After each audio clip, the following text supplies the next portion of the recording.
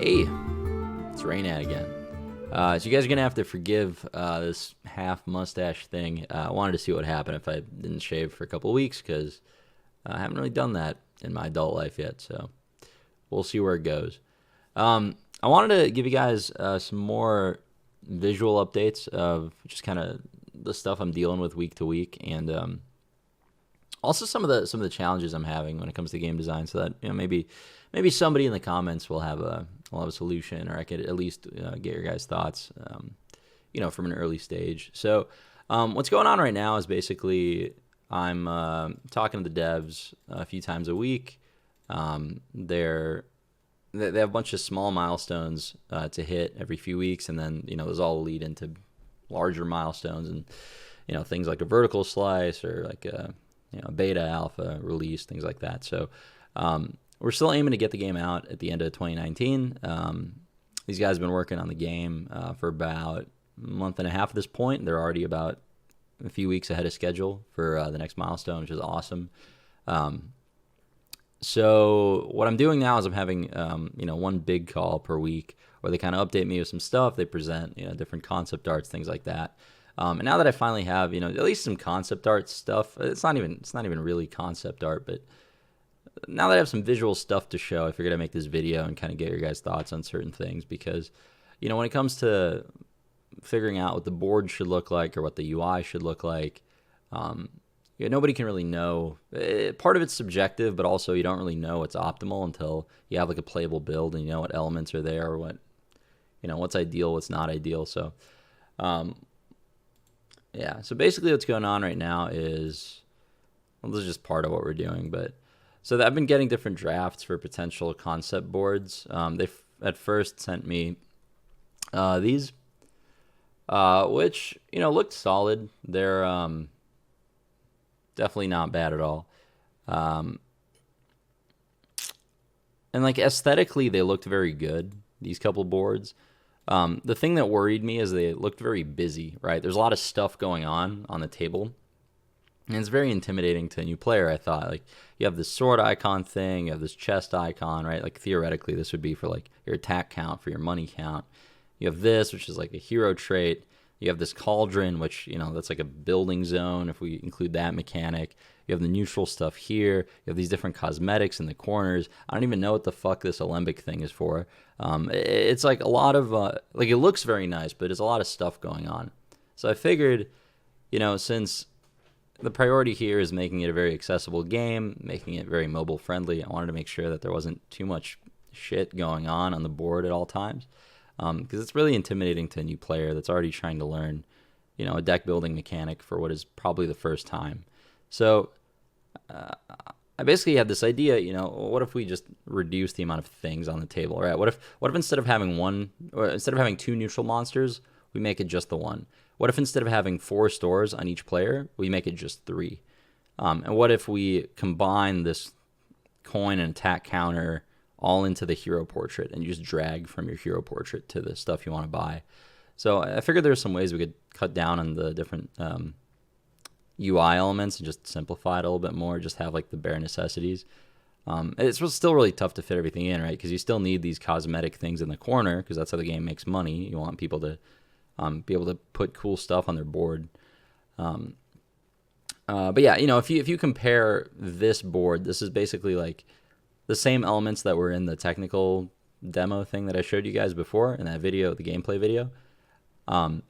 There's some other ways we figured out how to save space. So like, instead of having that purgatory swirly zone we had in the technical demo, we can actually just have the history bar kind of serve as purgatory. So when you play a card for the turn, it can go to the history bar to show that you've played it, and then at the end of the turn, the history bar, all those cards slide into your discard. Because remember, the cards that you play, they don't go to your discard pile until the end of your turn. So I think we can use the history bar as kind of like a holding zone. Anyway, they did some redrafts, and basically did this kind of concept, right? So down to 3 stores, and this has its own concerns, right? Because when you remove a fourth of the stores in the game, you could have like 25% less decision making, and that's really scary because then you end up with potentially just a less deep game, which is not something I want. So I thought, how do you compensate for having fewer stores? Like, it's great that the UI is more simple, but now the question is, how do you make up for the fact that there's one less option for each player? So this isn't something I can visually show, but I think the solution is making mechanics like bump a lot more frequent. So allowing players to replace the card in a store way more often. So even though there's fewer cards shown at one time, there will be a higher card velocity in the game so that you see more different cards than you would even if there were 4 stores. So in theory, that gives you more options throughout the course of a game, but it doesn't make the UI too complicated by having 8 stores in the middle from the game start. The other advantage of this is that it kind of solves one of the problems that deck building games sometimes have. Like, if you've ever played a deck building game like Dominion or Ascension or something, one of the most unfun positions to be in as a player is when the board is clogged up with a bunch of stuff that you can't buy. Well, like, maybe your deck is full of like money cards and there's just a bunch of monsters that you can't kill. It's not fun because you have to like buy crappy neutral things and pass the turn. It doesn't feel very good. So if you incorporate a lot of mechanics like bumping and you make those very frequent, like maybe even having like a bump card in the starting decks, then you're not going to get boards that are clogged up, which avoids that problem. So I think this is like going more in the right direction. It's still too busy. Like I don't know what these carrots are, the crate or the meat wagon. Like, it needed to be simplified a little bit more. The other thing, this is more from like the business standpoint, is I want people to be able to get as many different cosmetic things as possible, right? Because the game is being very, very generous for free-to-play players compared to card games where you need to open packs to own cards. So we need basically as much of it to be modular as possible. We need all the different elements of the board to be changeable. So one of the big things I thought players would be interested in buying is like a board reskin. So instead of just buying the things on the corners, like this whole board is medieval themed right now, but what if you could make your half of it like jungle themed, or you can make, you can make your half of it like a lake or a meadow or a cave or whatever, like a futuristic game board. If you could basically buy, unlock, equip different game boards, I think that would be really interesting. So in order to do that, it also changes what these boards should look like, right? Because all of a sudden we now need to divide the board in half. Because there's 2 ways to do it, right? Like either we do it like, either you do synchronous, I don't even know if it's the right word for this. I haven't made a game before, so I don't know the right terminology, but like either you have like synchronous cosmetics or you have asynchronous cosmetics. So what I mean by that is, let's say your opponent has the jungle board. Maybe from his perspective, you could either have the entire thing be jungle themed, all sides of it, or you can just see on his side that he has the jungle board and you can see that you don't. So I think doing it the second way is a lot better, because if you play a game like a MOBA and you equip a hero skin, you want other people to see that. You want to show it off. And vice versa, if you see somebody else with a cool skin, you want to buy it more. So I think it's important that, players see the cosmetics of the person they're playing against. And it's important that they feel like the cosmetics they bought are being shown off to other people. Because otherwise, if you're the only one that sees your reskin, I think people aren't going to be too incentivized to spend money on it. So the reason I bring it up for these like board mock-ups is because I think it means we need to segment the board in half and have everything be a little bit more symmetrical. And then here on this mock-up, all these things were still not combined with the hero portrait. So we went on to the next one. This one made the stores way bigger. This one looks a lot like a mobile game. Again, we have the elements here in the corners. This was more in the right direction. I mean, I think the spacing on these could be a little bit better maybe. But this is going in the right direction, right? It feels, if you compare this to the very initial, these kinds of boards, right? Memorize this, and then when we go straight to here, all of a sudden that's a lot more simple, right? All of a sudden, visually, I jump in as a player, and I'm like, okay, there's 6 things that matter. There's, what are these things on the side? And this must be my deck, and yeah, it's not daunting anymore. So I think this is going the right direction. The other key thing here is you can see it's a little bit more symmetrical, and we have this divisor down the middle now. So now, you can reskin the upper half of the board or the bottom half of the board and see that. So I think this is progress. Just from like a gameplay standpoint, I think it's really important for players to be able to see what's in their deck and their opponent's deck at all times. So the thing about a deck building game is like you're seeing what cards your opponent bought, right? So, and you're also seeing what cards they played. So theoretically, if you were writing down every single card, you would have perfect information about what cards are still remaining in your opponent's deck versus their discard. So for that reason, I think what we're going to do in this game is, I don't want to call it a deck tracker, but you'll essentially be able to click on your opponent's deck or click on your deck and see what cards are still remaining there. Because the fact that you can do it by paper means that, like, that's information we should make available, in my opinion. Because otherwise, the optimal competitive strategy is super fucking boring. You sit there writing down every card that they bought and outline it, and I don't want that to be the incentivized gameplay at a high level. It shouldn't be about memorizing what they still have in their deck versus what they don't have in their deck. Memorization is just not a fun thing to have in a multiplayer game, in my opinion. Like, memorization shouldn't be the mental trait that you're rewarded for. So what I mean is we need an icon somewhere on the board that has your opponent's deck, has your opponent's discard pile, and it has your deck and it has your discard pile. So you can just click on them and see what's in your deck, what's in your discard, and make decisions accordingly. So the thing that's missing here is the discard piles. Like, technically they're here, like this fish thing, right? That 12, there's like 12 cards in that discard pile. This turret, theoretically the turret can be a discard pile. But I think it's very unintuitive because these things, don't look like piles of cards. And the whole thing about a deck building game is that the whole game is just cards moving between zones. And you need to make that you need to make the movement of a card from the store to your deck to your discard pile to your hand. You need to make that like cycle of the card moving very intuitive, because a lot of people haven't played a deck building game before. It'll be hard for them to follow what's going on. If like the turret represents a discard pile, I think we need a pile of cards for the deck. We need a pile of cards for discard. Same for the opponent. So this is, again, overall definitely going in the right direction, but a couple things to improve on. So again, these again, every week is like, I'm having meetings like this. I say, redraft some stuff, send a new one. So this is a few weeks into the process already. Eventually they sent this one. Also looks very good. Comparatively speaking, they're definitely solid, I think. I like that we have the coin and the attack counter as part of the hero portrait now. That freed up a lot of UI space. I think the hero trait, the ability that every hero has that they can use every turn, I think this should probably have like a cost next to it, so it's immediately clear that that's what this is.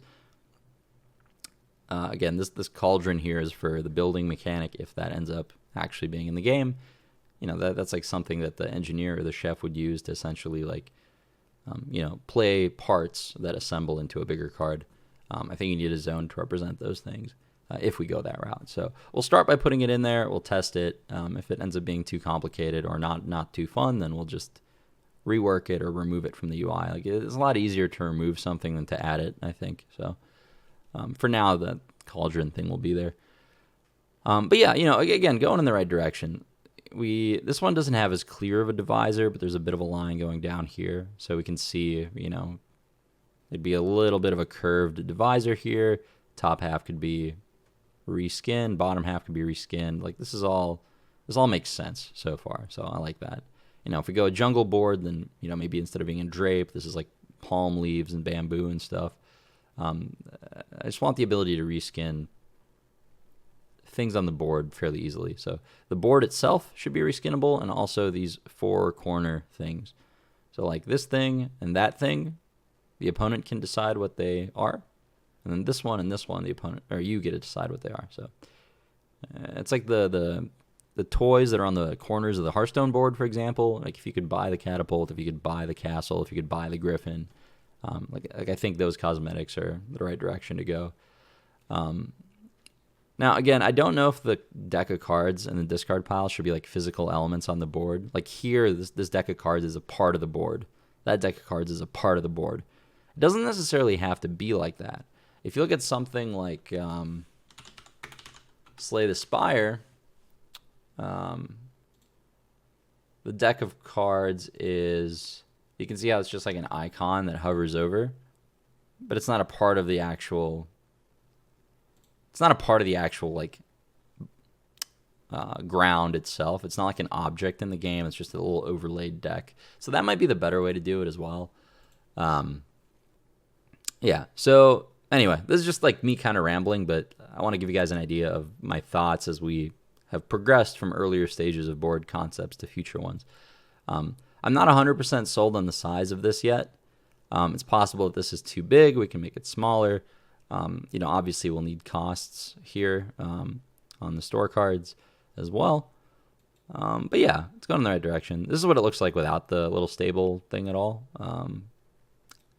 Personally, I really like these little market things because they clearly have a divider in different colors. So you can intuitively tell, okay, these belong to him and these belong to me. If you see all of these at once and you're a new player, you're going to be like, okay, well, can I buy from all 6 of them? Why can't I buy from the top 3? So I think this is really intuitive. It feels more like a Bazaar too, right? These are market stalls. Like, I like that element. So we have the history bar as like an overlaid thing here. It's not a part of the game board. Earlier on, it was a part of the game board right here. I think personally this one looks a little bit better because this can like, the shields can slide into the discard pile at end of turn, for example. So, yeah.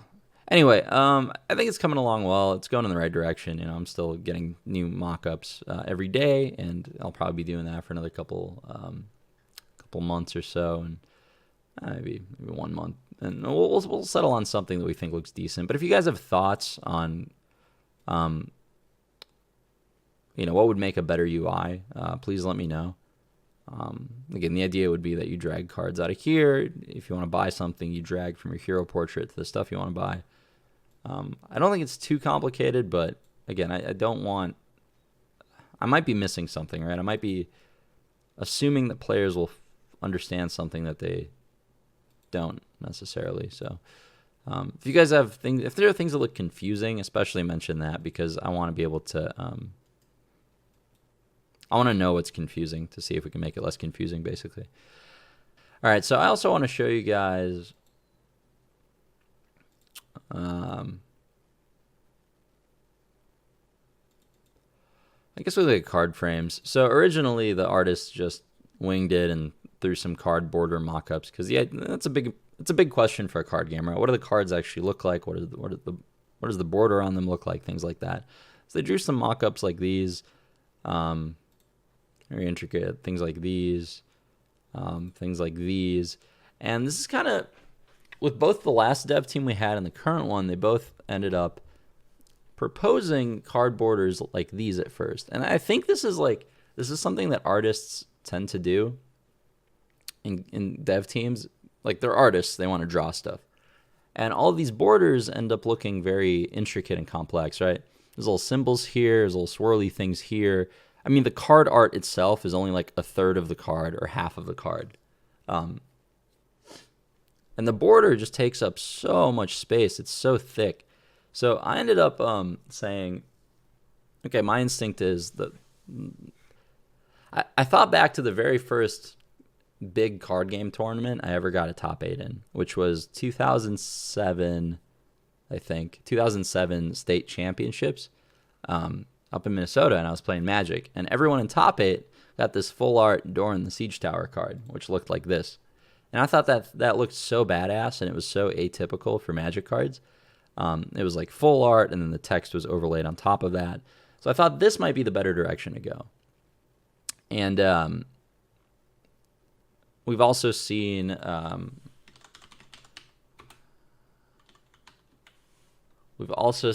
artifact cards from Valve's new game, right? That are also very like full art, and then they have the key elements on the top and bottom. Like, I I'm gonna make a separate video like reviewing Artifact, but I think Artifact is easily the best looking card game ever made. The game is beautiful, and it's not just Source 2. It's just from a design standpoint, everything looks so clean.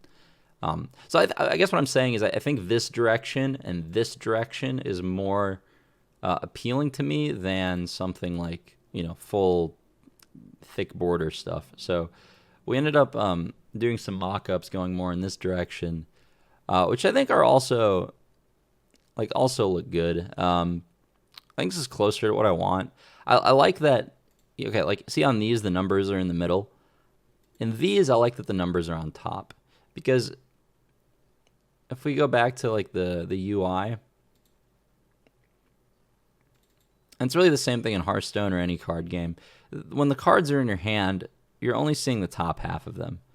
So if the numbers are on top of the card, I think that's just very intuitive, and it helps you to see like at a glance what you can play. So I think that's important. So yeah, I think going more of the full art direction looks better. I'm not sure exactly which one of these is best, but I like all of them. I think the big colorful icons look better than more subtle icons like here. I think we got some more concepts over here. But yeah, I think it's the right direction. They all look better now. I'm not super picky, to be honest. Like this is all, the differences are very small, right? Between things like this and this, it's like the difference of which icon is optimal and things like that. Aesthetically, the most important things are all the same on this card and this card and this card. The numbers are on top, the name is on top, the text is overlaid over the art. It's very small differences, right? I think the difference between like having full art versus having this is huge. I think it's a massive aesthetic difference. But like, the difference between this and this is just so small that I'm not 100% sure what's optimal. So but yeah, so these are just like a few visual things I've been thinking about when it comes to card art and UI and things like that. But if you guys have thoughts, please let me know, what direction you think is best, or if you just have any ideas, I'd be happy to hear them. Again, I'm focused mostly on gameplay, so the aesthetics are definitely important, but it's far from my strong suit. So yeah, you guys can tell me if you think I'm completely wrong and you think these borders look better. We can definitely go that direction too.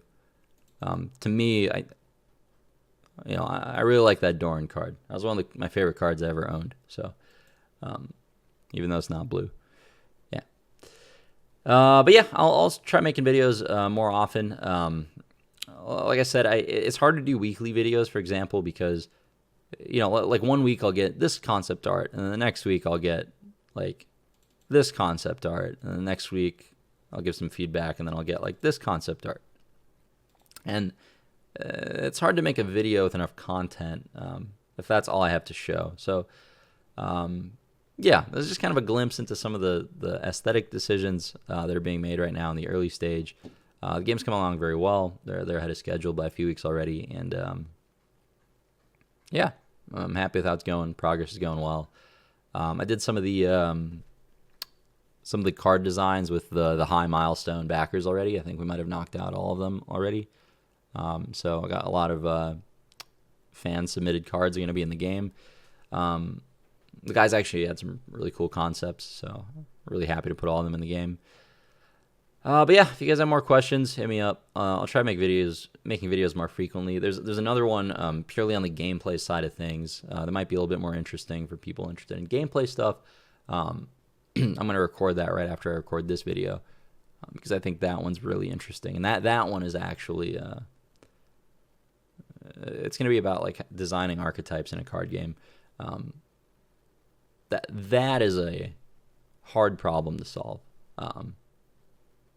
But I love your guys' thoughts on that too. So anyway, thanks for watching. Check out the other video, and I'll see you soon.